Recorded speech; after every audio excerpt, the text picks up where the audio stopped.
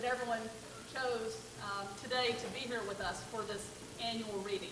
So I'm Lydia Lavelle. I'm the mayor of Carrboro.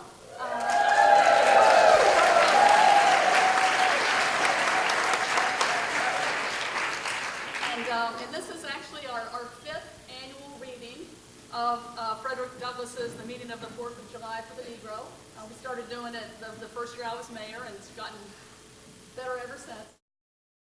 If you'd like to follow along, you can go to the town's website, and there's a news flash. You can click, it says click here to read the speech. So if anyone wants to follow along in that manner, you're welcome to do so. Or you can, I find some people like to just listen to the speakers as they do the reading. This reading, I always want to make this very clear, it was the brainchild of James Williams, our former public defender, who's out in the audience.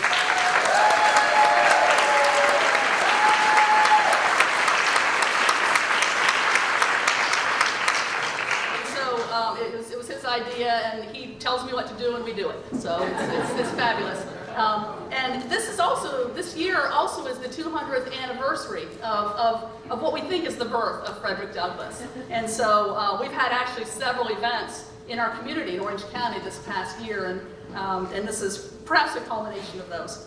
Now, before I introduce our speaker, who's going to speak before the reading, Professor Sturkey, I want to say a few things to our readers, and I also want you to kind of stand up. That way you know who you're after. And to readers, everyone has a copy of the speech. Some of you printed out a copy of your selection or your paragraphs, but I also have a master copy up here as well if you don't have yours or if you want to follow along on this one. And so that master list is ready. As in the past, when someone is speaking, if the next reader can either walk up here to this side or walk up here to this side to be ready to read next, that would help us move along with it.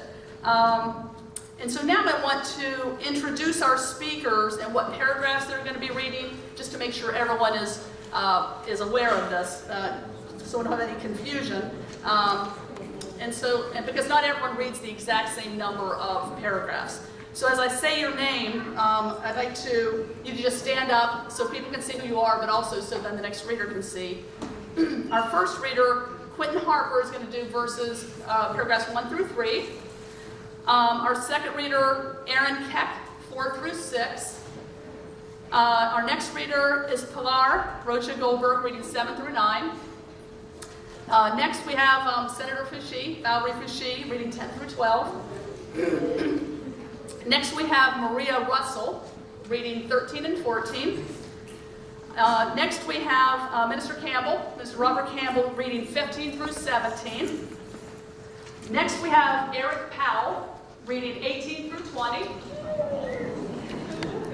Next we have Vicki Cruz, reading 21 and 22. Next we have Jim Wilson, reading 23 and 24. Next we have Officer Will Quick, reading 25 and 26. And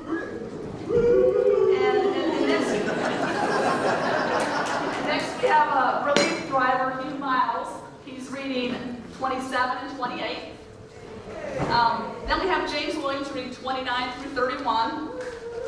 We have Sonia Ketchian reading 32 and 33.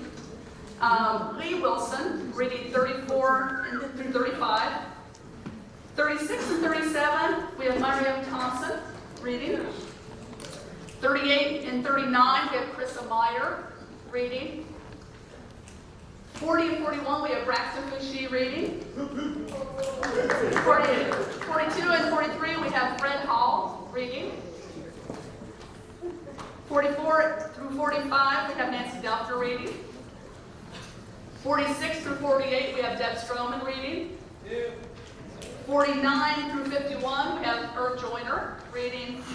And then closing this out, 52 and 53, we have Lana Richards.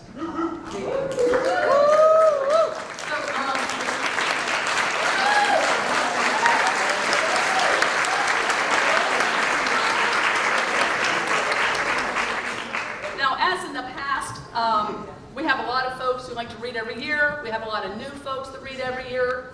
Anyone who wants to read, read, you get a hold of me, and you're welcome to read. I just kind of work it in. We have, 55 paragraphs. We can have a lot of readers. But one thing we do is, except for our legislators, we don't have local electeds read. In general, we just have community members read. So those are the only kind of rules, and I made them up. So. All right, so in a minute, I'm going to introduce Professor Sturkey.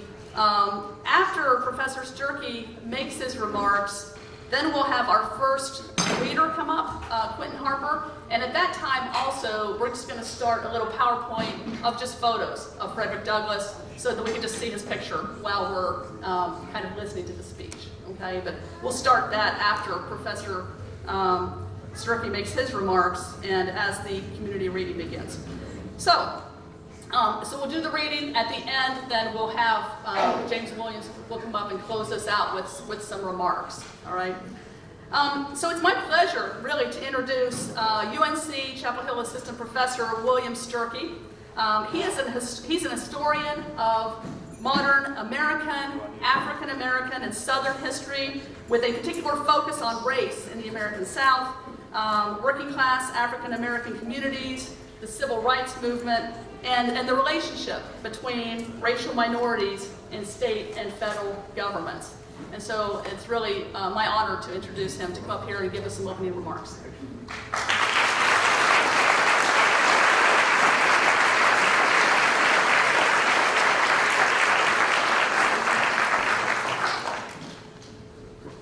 Can everyone hear me? Okay, great, thank you. Good afternoon to all of you. First, I'd like to thank everyone who helped make this event possible. Thanks to Mayor Gravel for inviting me to speak. Thank you to all of the readers and all of you in attendance here on this 4th of July afternoon for this important event. James Baldwin. American history is longer, larger, more various, more beautiful, and more terrible than anything anyone has ever said about it. Also James Baldwin, and this one's for me. I love America more than any other country in this world, and exactly for this reason, I insist on the right to criticize her perpetually.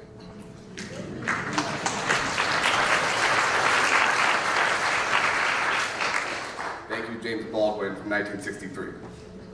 Frederick Douglass was born in February of 1818 on Maryland's eastern shore. He did not know the date of his birth.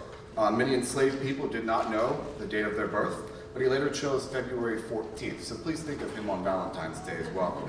As a child, he was separated from his mother. Like many enslaved people, he never had an opportunity to really know his mother or his father, who he thought was one of his masters at one point. As a boy, he was sent to Baltimore, where he began to learn to read at about the age of 12 and for years taught Bible classes to other slaves. He wanted to run away, attempting as much, at least twice, before finally succeeding at about the age of 20 with false identification documents. Soon thereafter, he became a regular lecturer to groups of anti-slavery activists, abolitionists who wanted to hear about his experience in slavery and his story of escape from it. Of course, in 1845, he published his most famous work, The Narrative of the Life of Frederick Douglass, an American Slave, which told that life story and is still used in classrooms today. Upon publication of the narrative, Douglass had to flee the United States. Liberating yourself from enslavement was illegal. And it was not until he was able to use the profits from that narrative to legally free himself and return to the United States of America. Yes, Frederick Douglass broke the law, but we do not celebrate him because he abided by the law, but rather because of the righteousness of his humanistic vision, whose morality transcended any law that a man could make. We do not celebrate him for his civility, but rather his eloquent rage.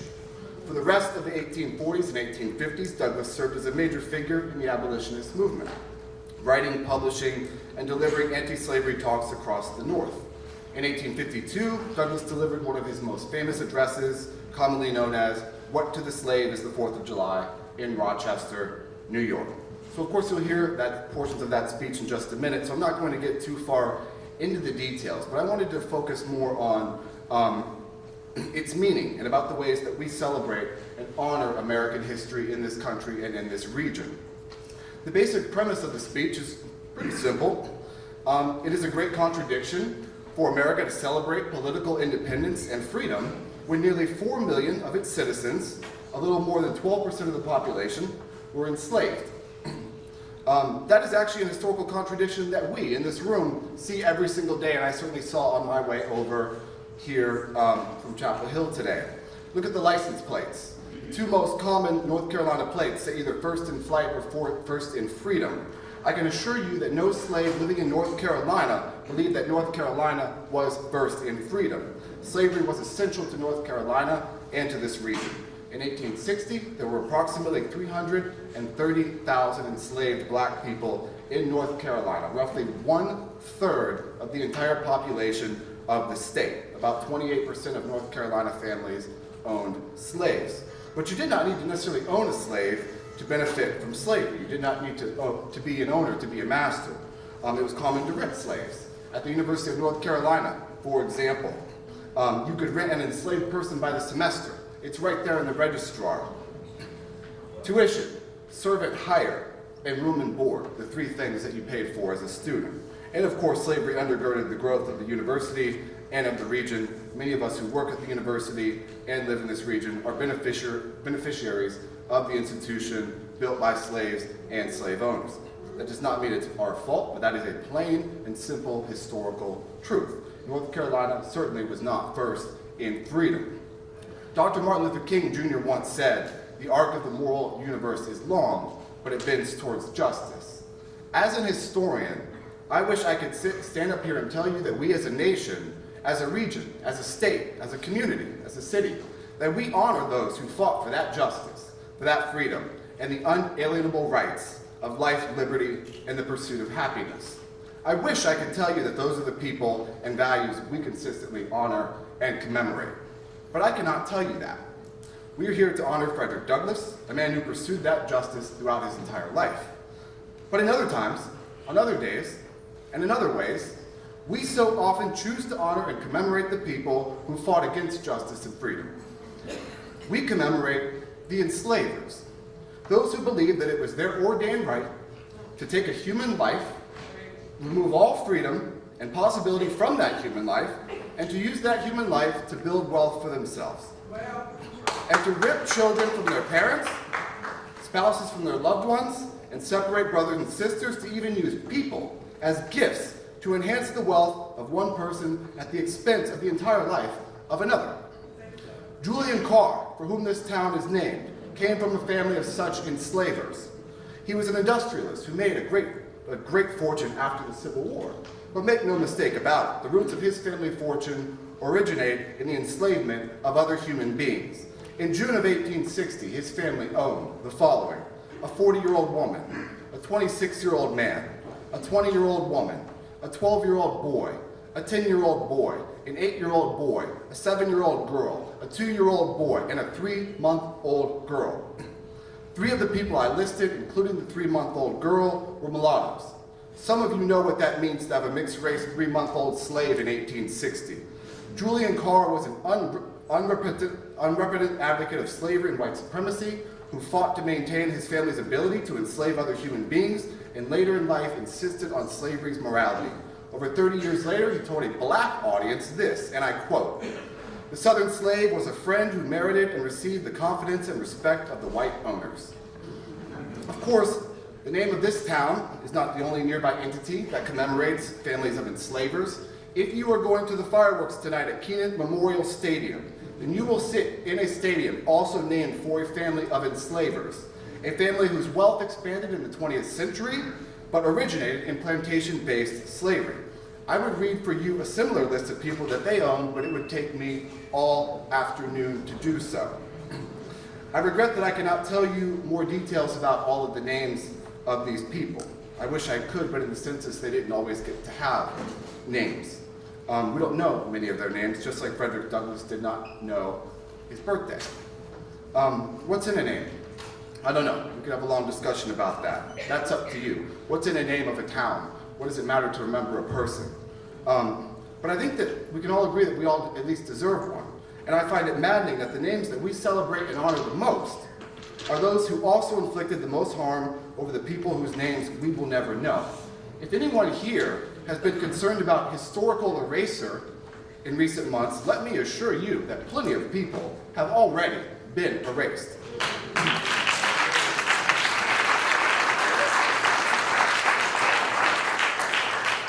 But I'd like to mention what I can about those erased people because I believe that those Black lives matter. What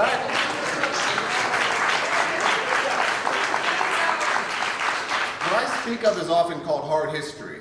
What we tend to do with hard history is a few different things. One, we often forget it, we lie about it, we excuse the perpetrators as men or women of their times, or we put up a marker to contextualize it. Imagine that. Someone ripping your child away from you, never to be seen again. You don't even know where they went. You don't know what became of them, what happened to them. And then we name a town or a stadium after the enslavers who ripped them away. Or we build statues to commemorate those who fought to maintain your enslavement and their right to steal your children. But that's okay. That's okay that your 6-year-old was ripped from your arms, because 150 years from now, we're going to put up a marker to provide context. What would that marker have to say to contextualize such profound human cruelty and suffering? Well, what about the times, people often ask? Were they just a product of the times? The answer is simple. Yes, of course they were a product of their times. Everyone is a product of their times, including those who commit human rights violations today. Perhaps 150 years from now, when a new wave of white supremacy emerges yet again, because we haven't learned anything, we'll put up some markers at the Texas-Mexico border and gripe about men of their time who separate families today. What other choice did they have? They were men and women of their times.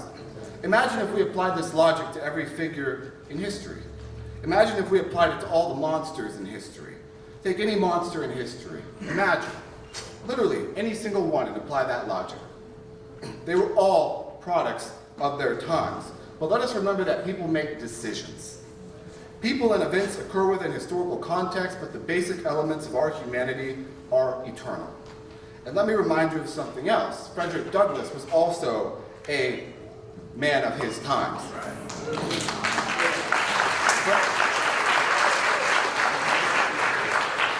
He made a different decision, and that is what we're here to celebrate today.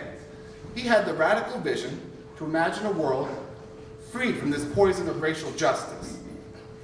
Our forebears in North Carolina rejected that vision when they went to war to destroy the United States of America. And then they rejected it again after the war by crafting Jim Crow and erecting statues and monuments to commemorate their lost cause of American slavery, a cause we are still fighting over today. On most days, that's who we celebrate: the enslavers, the segregationists, those who fought against freedom and democracy, and those who sought to separate us and perpetuate this American cancer known as racism that continues to tear us apart. This is part of how we normalize white supremacy today with these markers, men of their times. And it makes sense that we do that, because it is the legacy of their work in the past that prevents us from ever moving on, ensuring that we are still bogged down by this race question well into the 21st century, almost entering our 500th year. Generation after generation has had to wade through the racial conflicts that poison life in America.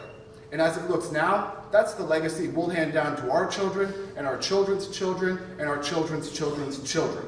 Yet we sit here in 2018 still celebrating and honoring the very people who gave us that legacy. Julian Carr is very much among those who left us with that legacy. And let me assure you that a single dedication speech that he delivered was not even remotely close to the worst thing he ever did or said.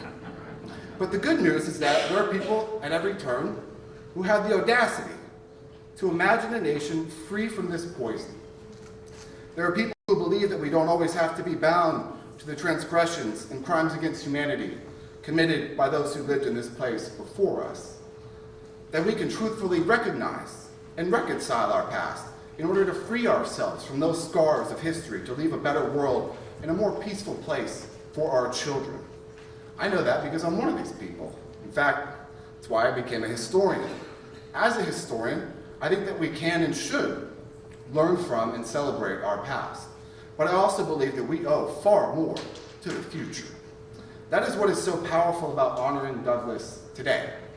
Born in 1818, He had a vision of racial equality that came so long ago and refused to bend to any law, constitution, church, political dogma, or mode of civility to speak truth to power by naming the contradictions embedded in that so-called American freedom. As he said in 1852, and I quote, "The existence of slavery in this country brands your republicanism as a sham, your humanity as a pretense, and your Christianity as a lie. It destroys your moral power abroad, it corrupts your politicians at home." The greatest lesson Douglass can offer for us today, I think, is clear as a bell. If you want to set yourself and the rest of us free, seek moral clarity. Thank you.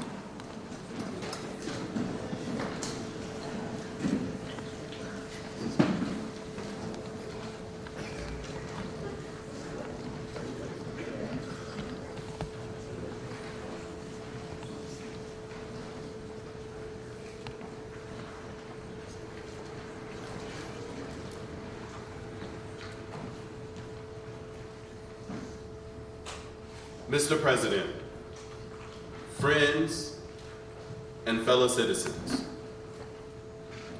the task before me is one which requires much previous thought and study for its proper performance. I do not ever remember ever to have appeared as a speaker before any assembly more shriekingly than I do now, nor with greater distrust of my abilities than I do this day.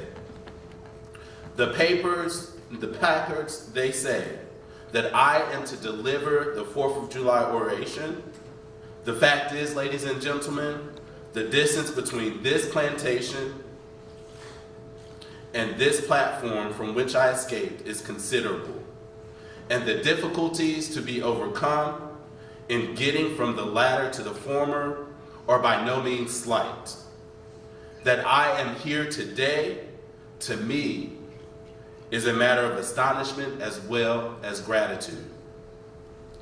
This, for the purpose of this celebration, is the 4th of July. It is the birthday of your national independence and your political freedom. This to you is what the Passover was to the emancipated people of God. It carries the minds back to the day and to the act of your great deliverance. This celebration also marks the beginning of another year of your national life and reminds you as citizens of the Republic, which is now 76 years old. I am glad, fellow citizens, that your nation is so young. You are, and even now, only in the beginning of your national career, still lingering in a period of childhood. I repeat, I am glad this is so. There is hope in the thought, and hope is much more needed under the dark clouds which lower above the horizon. Fellow citizens, 76 years ago, the people of this country were British subjects. The style and title of your sovereign people, in which you now glory, was not then born. You were under the British crown. Your fathers esteemed the English government as the home government, England as the fatherland. Although a considerable distance from your home, imposed in the exercise of parental prerogatives upon its colonial children. Such restraints, burdens, and limitations as in its mature judgment it deemed right and proper.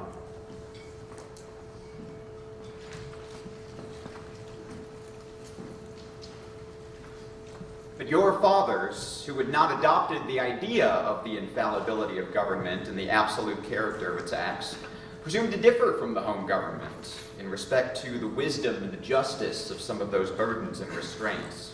They went so far as to pronounce the measures of government unjust, unreasonable, and oppressive, and altogether such as ought not to be quietly submitted to.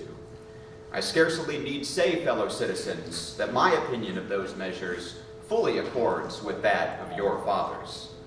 Feeling themselves harshly and unjustly treated by the home government, your fathers, like men of honesty and men of spirit, earnestly sought redress. They petitioned and remonstrated. They did so in a decorous, respectful, and loyal manner. This, however, did not answer the purpose. They saw themselves treated with sovereign indifference, coldness, and scorn. Yet they persevered. Oppression makes a wise man mad. Your fathers became restive under this treatment. They felt themselves the victims of grievous wrongs, wholly incurable in their colonial capacity. With brave men, there is always a remedy for oppression. Just here, the idea of a total separation of the colonies from the crown was born. It was a startling idea, much more so than we at this distance of time regard it. The timid and the prudent of that day were of course shocked and alarmed by it. Their opposition to the then dangerous thought was earnest and powerful.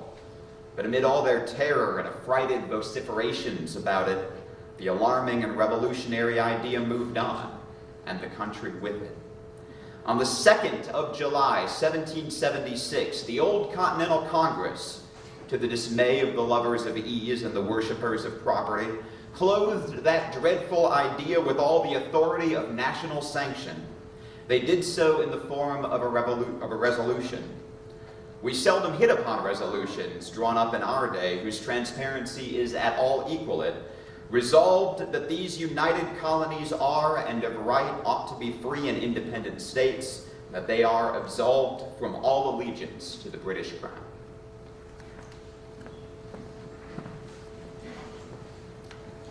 Citizens, your fathers made good that resolution. They succeeded, and today you reap the fruits of their success. The freedom gain is yours, and you, therefore, may properly celebrate this anniversary. The 4th of July is the first great fact in your nation's history, the very ring bolt in the chain of your yet undeveloped destiny. El orgullo y patriotismo, no menos que el agradecimiento, te inspiran a celebrar y recordarlo perpetuamente. Lo he dicho, que la declaración de la independencia es anillo perno de la cadena del destino de tu nación. Entonces, de hecho, lo considero. Los principales que están en este instrumento son principales de salvación. Adhiere a estos principios, sea leal a esto en todas las situaciones, en todos los lugares, contra de todos los enemigos y a cualquier precio. Fellow citizens, I'm not wanting in respect for the fathers of this republic. The signers of the Declaration of Independence were brave men. I cannot contemplate their great deeds with less than admiration. They were statesmen, patriots, and heroes.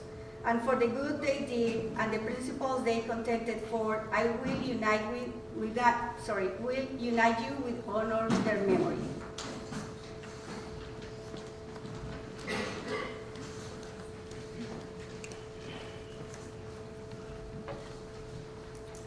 They love their country better than their own private interests, and all will concede that it is a rare virtue that ought to command respect. He who will intelligently lay down his life for his country is a man whom it is not human nature to despise. Your fathers staked their lives, their fortunes, and their sacred honor on the cause of their country. In their admiration for liberty, they lost sight of all other interests. They were peacemen, but they preferred revolution to peaceful submission to bondage. They were quiet men, but they did not shrink from agitating against oppression. They showed forbearance, but they knew its limits. They believed in order, but not in the order of tyranny. With them, nothing was settled that was not right. With them, justice, liberty, and humanity were final, not slavery and oppression. You may well cherish the memory of such men. They were great in their day and their generation. Their solid manhood stands out the more as we contrast it with these degenerate times. How circumspect, exact, and proportionate were all their movements. How unlike the politicians of an hour. Their statesmanship looked beyond the passing moment and stretched away in strength into the distant future.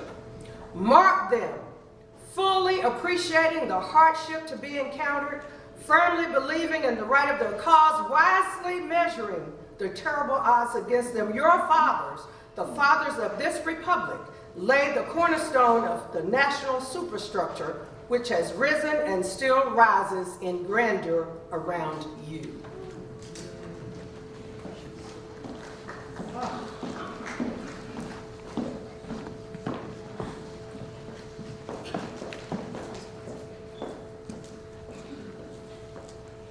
Of this fundamental work, this day is the anniversary.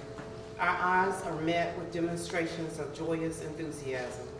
The causes which led to the separation of the colonies from the British Crown have never lacked for a tongue.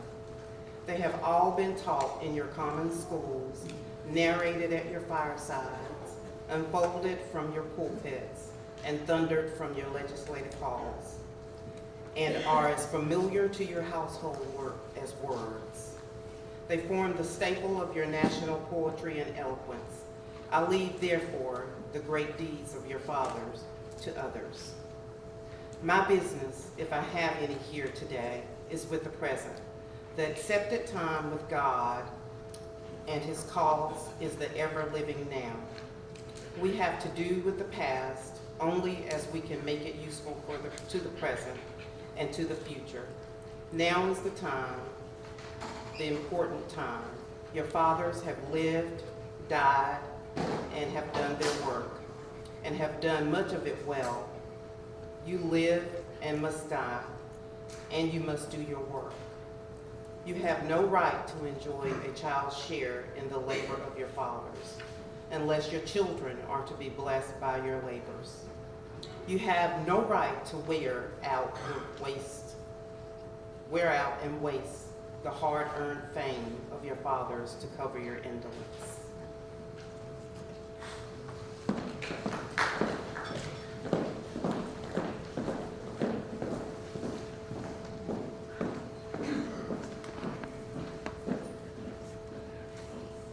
Fellow citizen, pardon me. Allow me to ask, why am I called upon to speak here today? What have I, of those I represent, to do with your national independence? Are the great principle of political freedom and of natural justice embedded in the Declaration of Independence extended to us?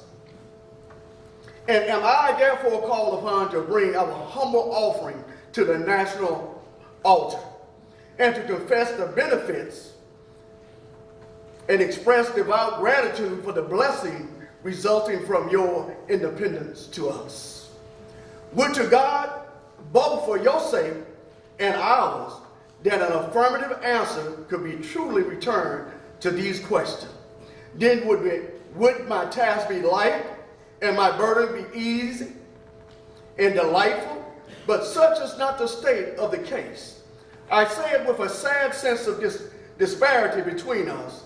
I am not included within the pales of this glorious anniversary. Your high independence only revealed the immeasurable distance between us. The blessing in which you this day rejoice and not enjoyed in common the rich inheritance of justice, liberty, and prosperity and independence bequeathed by your fathers is shared by you, not by me. The sunlight that brought life and healing to you have brought strife and death to me. This 4th of July is yours, not mine. You may rejoice, I must mourn. To drag a man in feathers into the grand illuminated temple of liberty and call upon him to join you in a joyous anthem? Where in human mockery and sacrilegious irony do you mean, citizen, to mock me by asking me to speak today?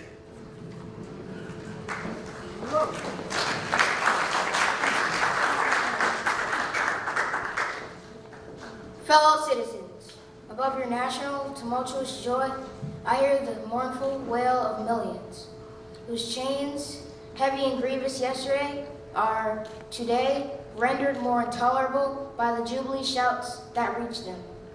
To forget them, to pass lightly over their wrongs, and to chime in with the popular theme would be treason most scandalous and shocking, and will make me a reproach before God and the world. My subject, then, fellow citizens, is American slavery. I shall see this day from a slave's point of view.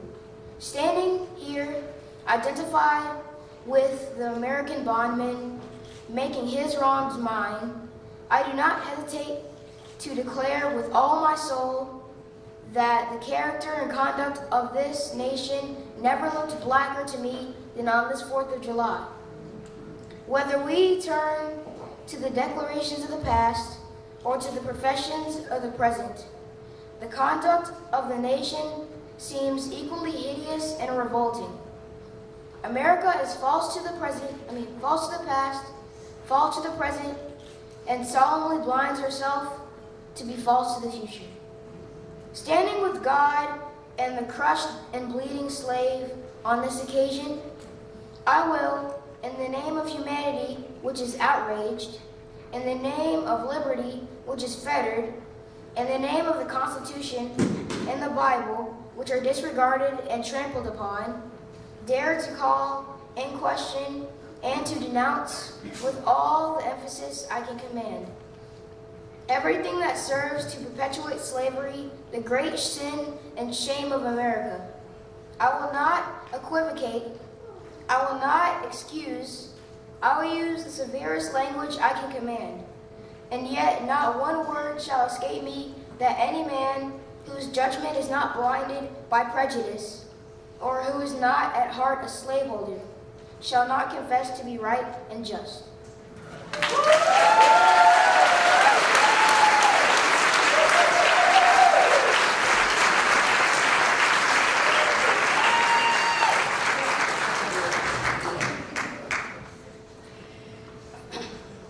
Es posible que escuche algunos de mi audiencia dicen que solo es en esta circunstancia que tú y tus hermanos abolicionistas no pudieron hacer una impresión favorable para la mente pública.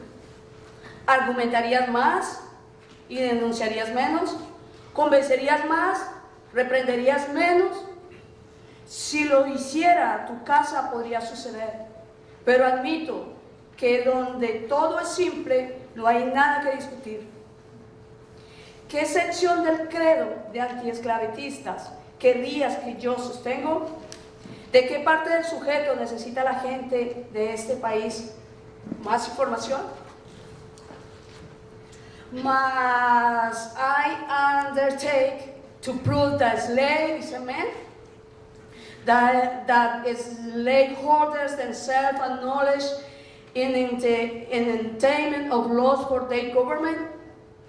They acknowledge it when they punish disobedience on the part of the slaves. There are 72 crimes in the state of Virginia, which is committed by a black man, subject him to the punishment of death, while only 2 of the same crimes will the subject a white man to the life punishment. What is this but acknowledgement that the slave is a moral, intellectual, and responsible being?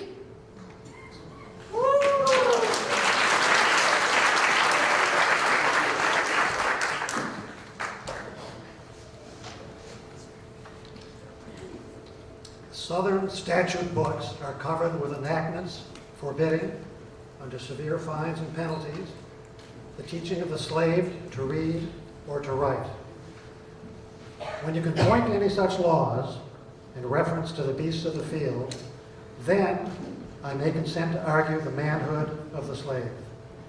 When the dogs in your streets, when the fowls of the air, when the cattle on your hills, when the fish of the sea, and the reptiles that crawl shall be unable to distinguish the slave from a brute, then will I argue with you that the slave is a man.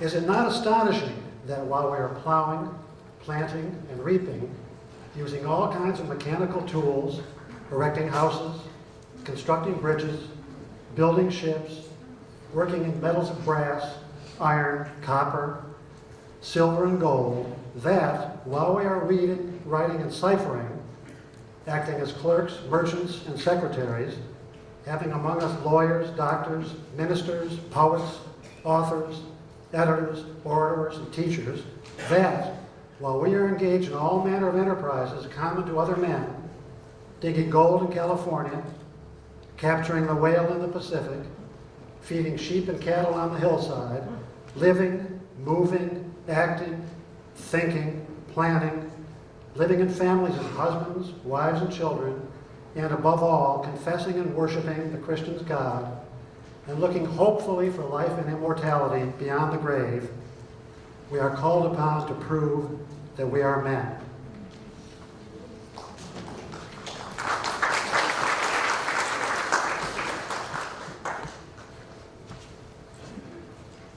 Would you have me argue that man is entitled to liberty? That he is the rightful owner of his own body? You have already declared it. Must I argue the wrongfulness of slavery? Is it to be settled by the rules of logic and augmentation as a matter beset with great difficulty, involving a doubtful application of the principle of justice, hard to be understood? How should I look today, in the presence of Americans, to show that men have a natural right to freedom? To do so would be to make myself ridiculous and to offer an insult to your understanding. There is not a man beneath the canopy of heaven that does not know that slavery is wrong for him. What? Am I to argue that it is wrong to make men brutes, to rob them of their liberty, to work them without wages, to keep them ignorant of their relations to their fellow men, to beat them with sticks, to flay their flesh with the lash, to load their limbs with irons, to hunt them with dogs, to sell them at auction, to sunder their families, to knock out their teeth, to burn their flesh, to starve them into obedience and submission to their masters? Must I argue that a system thus marked with blood and stained with pollution is wrong?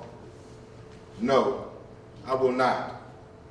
I have better employments for my time and strength than such arguments would imply.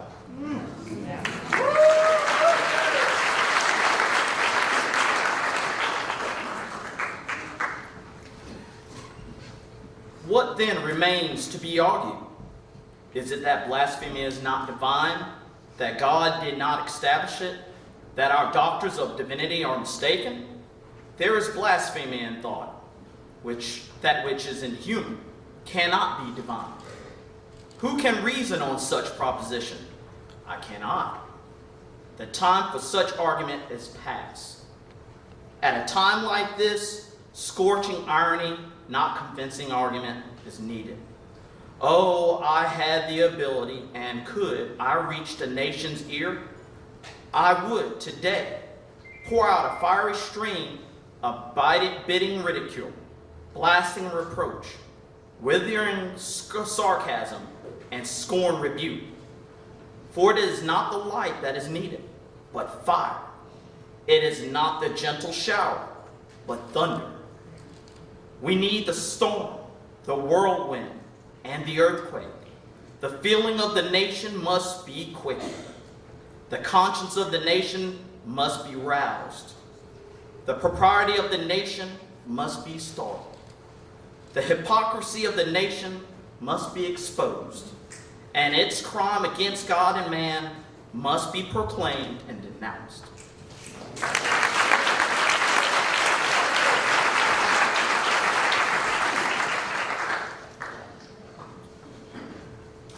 What to the American slave is your 4th of July? I answer, a day that reveals to him, more than all other days in the year, the gross injustice and cruelty to which he is the constant victim. To him, your celebration is a sham. Your boasted liberty an unholy alliance, your national greatness, swelling vanity. Your sounds of rejoicing are empty and heartless. Your denunciation of tyrants, brass-fronted impudence. Your shouts of liberty and equality, holy mockery. Your prayers and hymns, your sermons and thanksgivings with all your religious parade and solemnity are to him mere bombast, fraud, deception, impiety, and hypocrisy. A thin veil to cover up crimes which would disgrace a nation of savages. There is not a nation on the earth guilty of practices more shocking and bloody than are the people of these United States at this very hour. Go where you may, search where you will, roam through all the monarchies and despotisms of the old world. Search out every abuse, and when you have found the last, lay your facts by the side of the everyday practices of this nation. And you will say with me that for revolting barbarity and shameless hypocrisy, America reigns without a rival. Take the American slave trade, which we are told by the papers is especially prosperous just now. As the price of men was never higher, and which is carried on in all the large towns and cities in one half of the Confederacy. This trade is one of the peculiarities of American institutions. In general, states, this trade is a chief source of wealth. It is called the internal slave trade, in order to divert from it the horror with which the foreign slave trade is contemplated.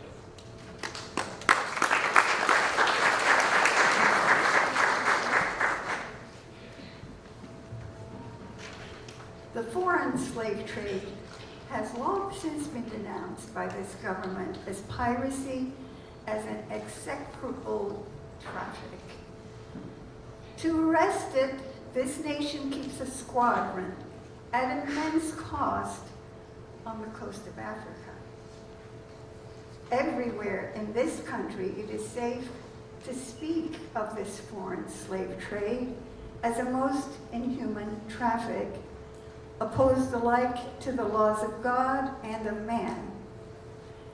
It is, however, a notable fact that while so much execration is poured out by Americans upon those engaged in foreign slave trade, that the men engaged in the slave trade between the states pass without condemnation and their business deemed honorable.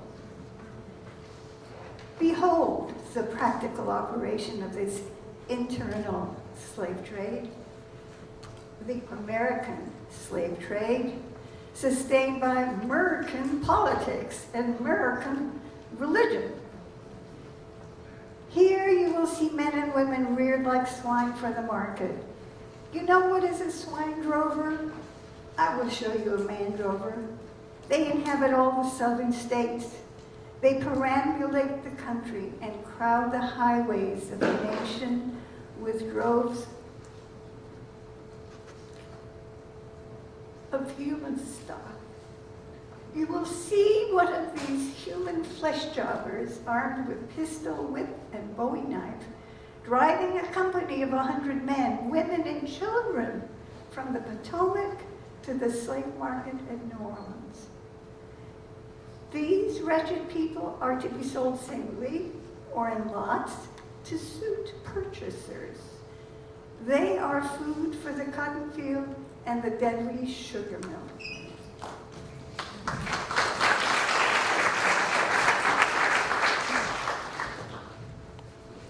Mark the sad procession as it moves wearily along, and the inhuman wretch who drives them. Hear his savage yells and his blood-chilling oaths as he hurries on the affrighted captives. There, see the old man with locks thinned and gray. Cast one glance, if you please, upon that young mother whose shoulders are bare to the scorching sun, her briny tears falling on the brow of the babe in her arms. See, too, that girl of 13, weeping, yes, weeping, as she thinks of the mother from whom she has been torn. The drove moves tardily. Heat and sorrow have nearly consumed their strength. Suddenly, you hear a quick snap, like the discharge of a rifle. The fetters clank, and the chain rattles simultaneously. Your ears are saluted with a scream that seems to have torn its way to the center of your soul. The crack you heard was the sound of the slave whip. The scream you heard was from the woman you saw with the babe. Her speed has faltered under the weight of her child and her chains. That gash on her shoulder tells her to move on. Follow this drove to New Orleans. Attend the auction. See men examined like horses. See the forms of women rudely and brutally exposed to the shocking gaze of American slave buyers. See this drove sold and separated forever, and never forget the deep, sad sobs that arose from the scattered multitude. Tell me, citizens, where under the sun you can witness a spectacle more fiendish and shocking. Yet this is but a glance at the American slave trade as it exists at this moment in the ruling part of the United States.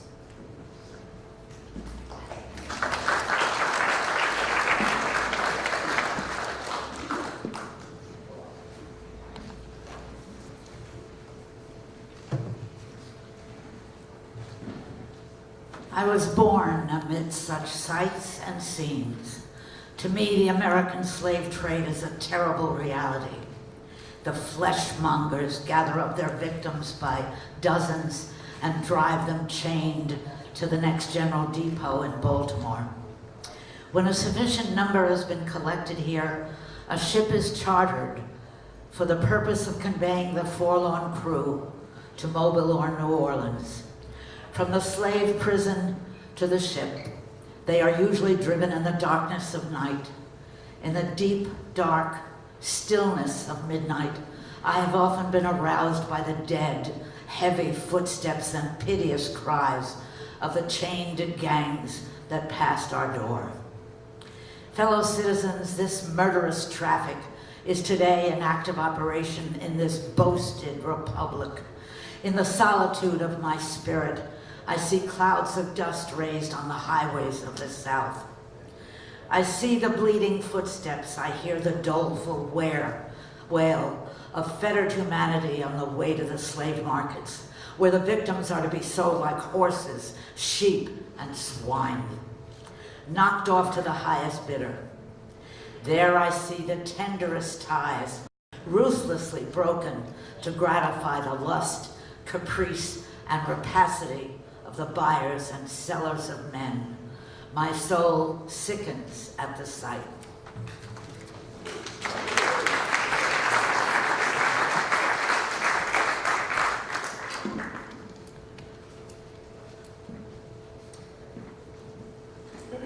But still more inhuman, disgraceful, and scandalous state of things remains to be presented. By an act of the American Congress, not yet 2 years old, slavery has been nationalized in its most horrible and revolting form. Mason and Dixon's line has been obliterated. New York has become Virginia, and the power to hold, hunt, and sell men, women, and children as slaves remains no longer a mere state institution, but is now an institution of the whole United States. The powers coexisted with the Star-Spangled Banner and the American Christianity. Where these go, may also go the merciless slave hunter. Where these men, not is sacred. He is a bird for the sportsman's gun. By that most foul and fiendish of all human decrees, the liberty of person of every man are put in peril. Your broad Republican domain is hunting ground for men. Your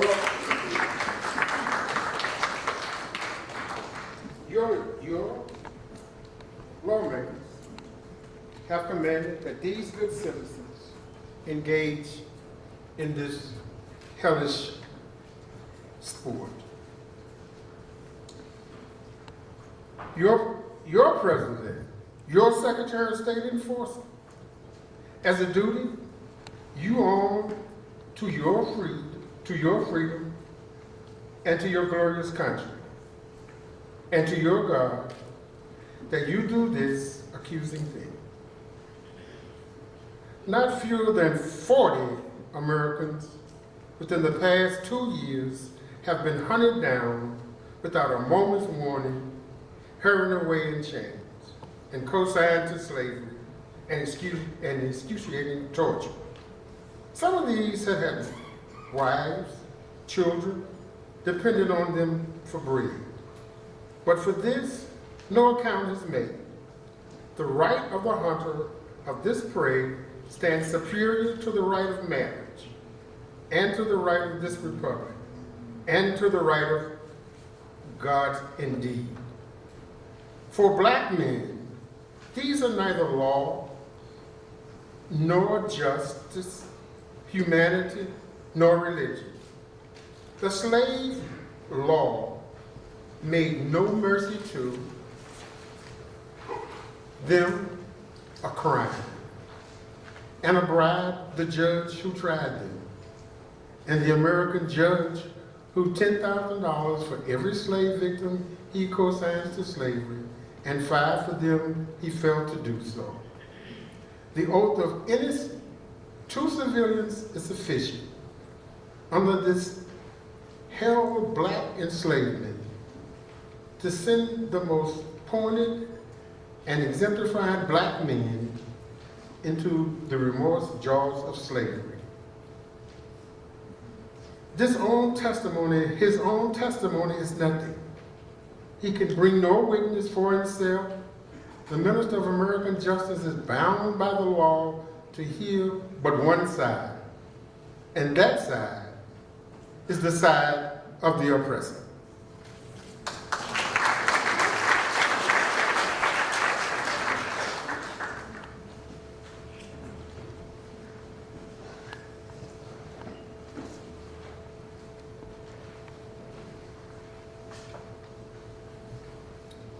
Let this damning fact be perpetually told.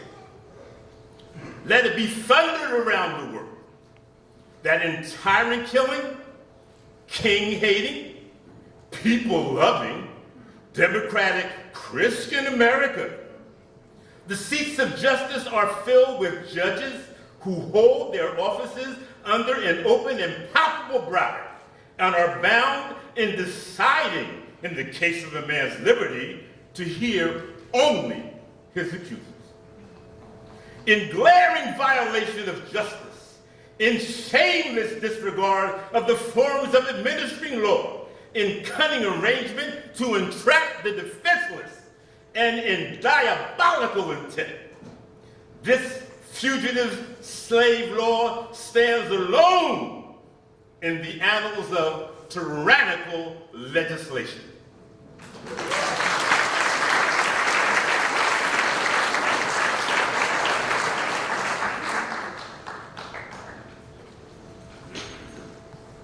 Americans, your Republican politics, not less than your Republican religion, are flagrantly inconsistent.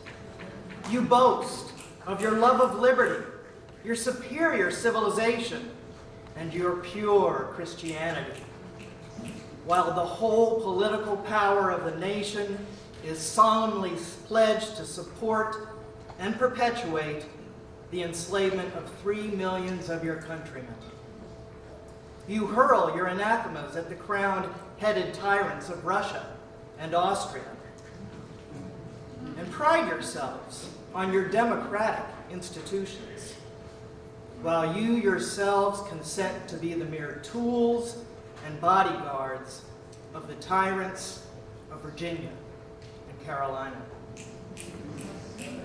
You invite to your shores fugitives of oppression from abroad, honor them with banquets, greet them with ovations, cheer them, toast them, salute them, protect them, and pour out your money to them like water. But the fugitives from your own land, you advertise, hunt, arrest, shoot, and kill. You glory in your refinement and your universal education. Yet you maintain a system as barbarous and dreadful as ever stained the character of a nation. A system begun in avarice, supported in pride, and perpetuated in cruelty.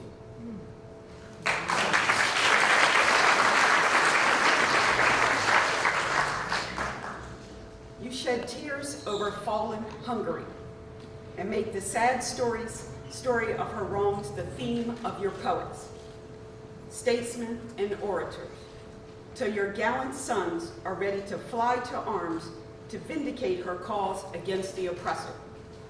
But in regard to the 10,000 wrongs of the American slave, you would enforce the strictest silence and would hail him as an enemy of the nation who dares to make these wrongs the subject of public discourse. You are all on fire at the mention of liberty for France and for Ireland, but are as cold as an iceberg at the thought of liberty for the enslaved of America. You discourse eloquently on the dignity of labor, yet you sustain a system which, in its very essence, casts a stigma upon labor.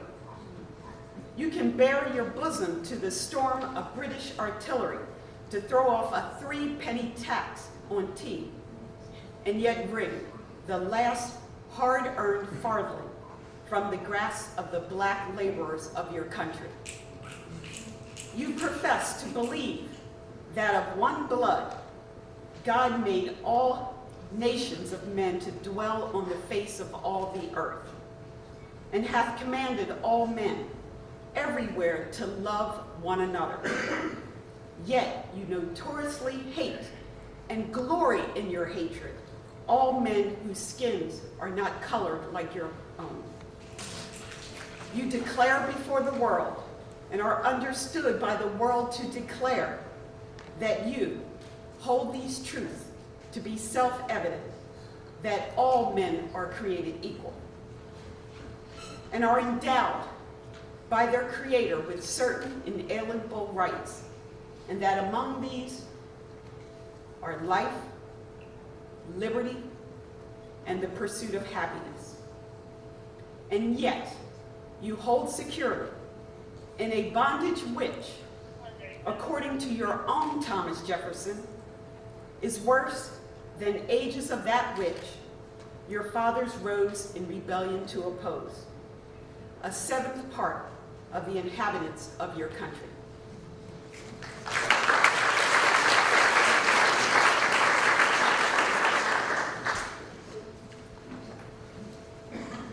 Fellow citizens, I will not enlarge further on your national inconsistencies. The existence of slavery in this country brands your republicanism as a shame, your humanity as a base pretense, and your Christianity as a lie. It destroys your moral power abroad. It corrupts your politicians at home. It saps the foundation of religion. It makes your name a hissing and a byword to a mocking earth. It is the antagonistic force in your government. The only thing that seriously disturbs and endangers your union. It fetters your progress. It is the enemy of improvement, the deadly foe of education. It fosters pride. It breeds insolence. It promotes vice. It shelters crime. It is a curse to the earth that supports it. And yet you cling to it as if it were the sheet anchor of your hopes. Be warned, a horrible reptile is coiled up in your nation's bosom. The venomous creature is nursing at the tender breast of your youthful republic. For the love of God, tear away and fling from you the hideous monster, and let the weight of 20 millions crush and destroy it forever. But it is answered in reply to all of this, that precisely what I have now denounced is in fact guaranteed and sanctified by the Constitution of the United States, that the right to hold and to hunt slaves is a part of that Constitution framed by the illustrious fathers of this republic. Then, I dare to affirm, notwithstanding all I have said before, your fathers, instead of being honest men, I have before declared them to be, were the veriest impostors that ever practiced on mankind. This is the inevitable conclusion, and from it there is no escape. But I differ from those who charge this baseness on the framers of the Constitution of the United States. It is a slander upon their memory, at least, so I believe.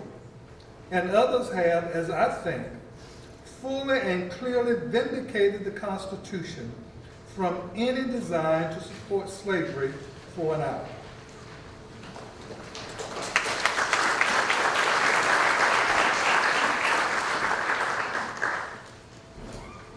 Allow me to say in conclusion, notwithstanding the dark picture I have presented this day to the state of the nation, I do not despair of this country. There are forces in operation which must inevitably work the downfall of slavery. I therefore leave off where I began, with hope, while drawing encouragement from the Declaration of Independence, the great principles it contains, and the genius of American institutions. My spirit is cheered by the obvious tendencies of the age. Nations do not now stand in the same relation to each other as they did ages ago. No nation can now shut itself up from the surrounding world and trot round in the same old path of its fathers without interference. The time was when such could be done. But a change has now come over the affairs of mankind. Walled cities and empires have become unfashionable. The arm of commerce has borne away the gates of the strong city. Intelligence is penetrating the darkest corners of the globe. Wind, steam, and lightning are its chartered agents. Oceans no longer divide but link nations together. From Boston to London is now a holiday excursion. Space is comparatively annihilated. Thoughts expressed on one side of the Atlantic are distinctly heard on the other. In the fervent aspirations of William Lloyd Garrison, I say, and let every heart join in saying with me, all God speed the day when human blood shall cease to flow. In every clime be understood the claims of human brotherhood, and each return for evil good, not blow for blow. That day will come, all feuds to end, and change into a faithful friend, each foe.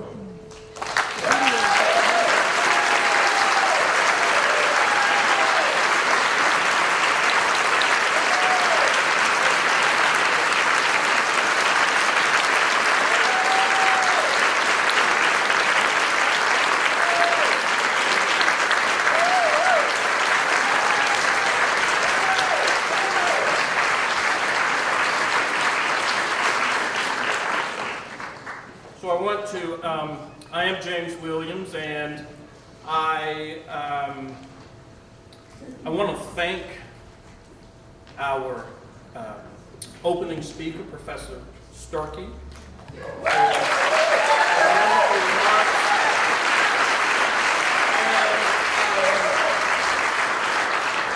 don't want to just thank him. I want to present him. Well, this is the bicentennial of the birth of Frederick Douglass, and we have done some programming around that a lot of you have attended. And one of the things that we did was to purchase a number of the bicentennial edition of the 1845 slave narrative, The Life of Frederick Douglass, an American Slave, written by himself. We purchased a number of copies of those and distributed them to a number of the school children in Orange County. And I don't know whether Professor Starkey has it or not, but this is a token of appreciation.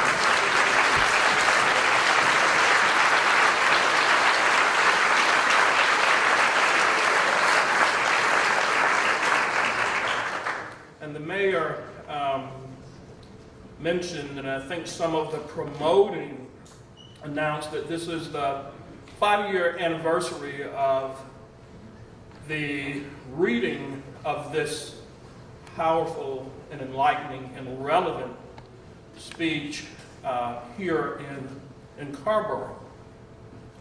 And I did approach her some 5 years ago, I guess, and said, can't we do this? And she said yes, and we've been doing it since, I guess that was 2014, if I'm not mistaken. And it didn't have to be. And it's not something that I take for granted. I recall that first reading that we did in Town Hall in Carrboro. And some of us were seated in the, I guess where the aldermen and older people sit. I recall Senator Valerie Fouché sitting in that space. She read that day. I recall Aaron, I'm forgetting his name, WCHL, Keck. He was dressed, if I remember, in this sort of very striking red, white, and blue shirt. Showed up very colorful in the printing. And Professor Reginald Hildebrand did the opening remarks, and I think it sort of set the tone for what was to follow. And I mention all of that simply to say that I'm thankful and grateful to the mayor and to town officials here in Carrboro for hosting this event. And right now, the mayor has made this her thing, and I'm grateful for that.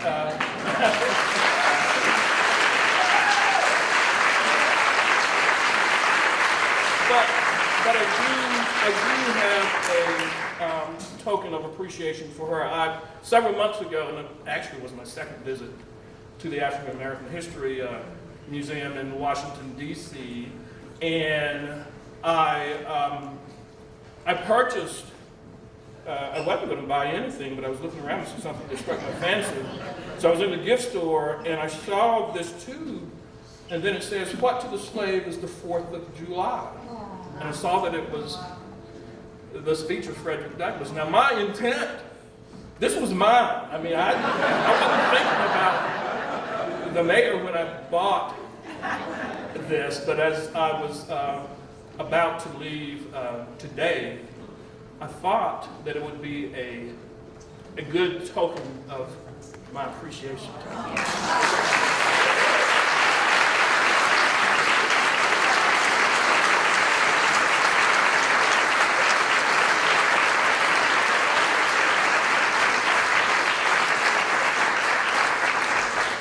And I am mindful of the time. There's so much that one could say. Every time I do these closing remarks, I make pages of notes, and I know that I'm not going to, because I don't know which of the notes I'm going to read. If I read, I never get to them really. One day I might, but I want to just mention a couple of things. One thing that makes this, and I remember standing here in this space a year ago today and saying that this year was going to be a very special year to do this speech and for Douglass. And of course, I knew at that point that it was going to be the bicentennial of his birth. I also knew that this day would mark the day that the state of North Carolina ratified the 14th Amendment 150 years ago on July 4th, which paved the way for this state being readmitted into the Union on July 5th of 1868, 150 years ago. And so for all of those reasons, and then a few days later, July 9th, the 14th Amendment was ratified and became the law of the land. And so I think all of that sort of resonated with me when I was thinking about this event today. And while I'm on the subject of the 14th Amendment, I also serve as chair of the North Carolina Commission on Racial and Ethnic Disparities, and we are hosting a celebratory event of the 14th Amendment on July 28th at Pullen Memorial Baptist Church from 10 to 1.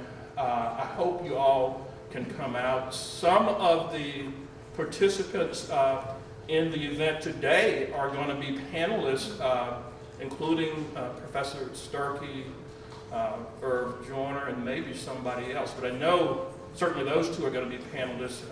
So if you have a chance to come out, because we think about the 14th Amendment and what Frederick Douglass meant. Because Frederick Douglass was not just about trying to abolish slavery. I mean, sure, that was a major focus. It had to be. But Frederick Douglass was astute enough, he was prescient enough that once you abolish slavery, what comes next? And so he was fighting for rights of the newly freed slave once abolition came about.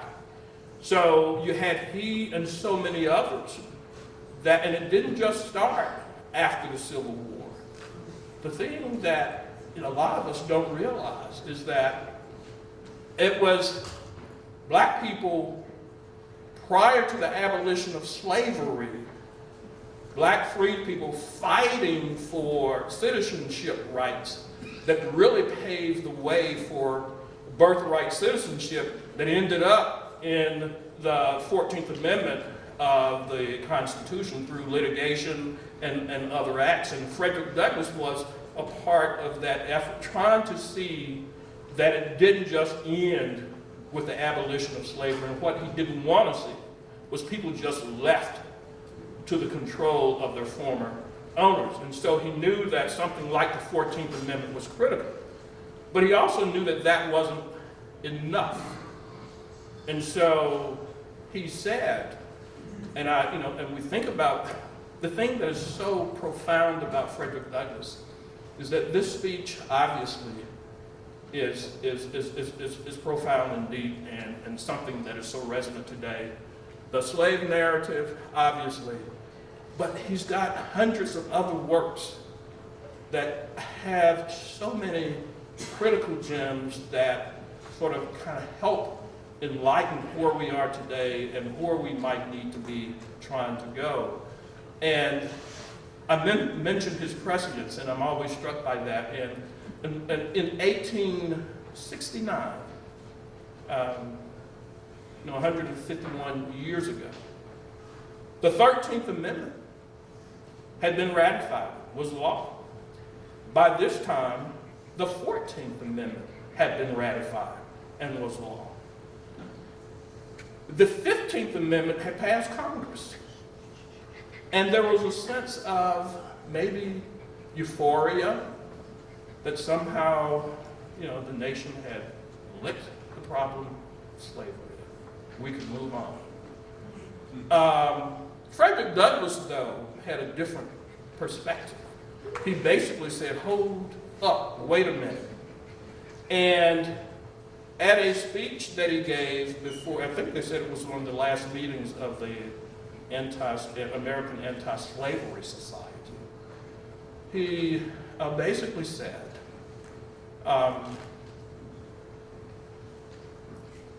slavery is not lawfully ended, and slavery did not end lawfully.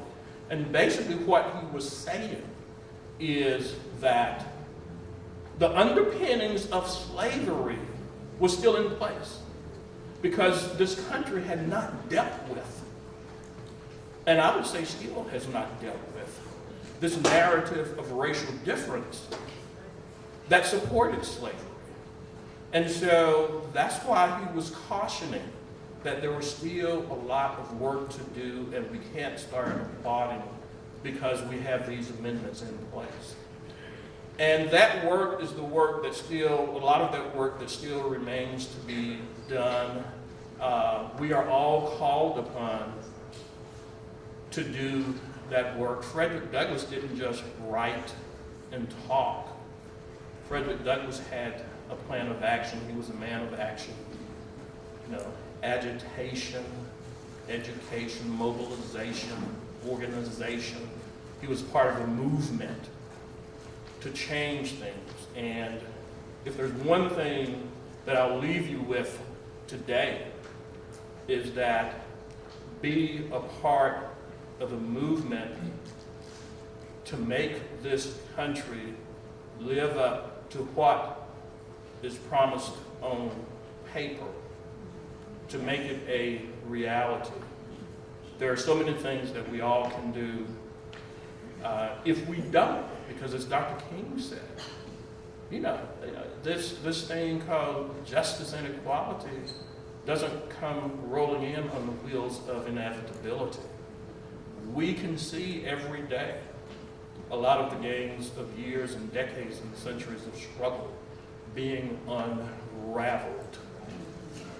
So let's get busy, folks. Thank you so much.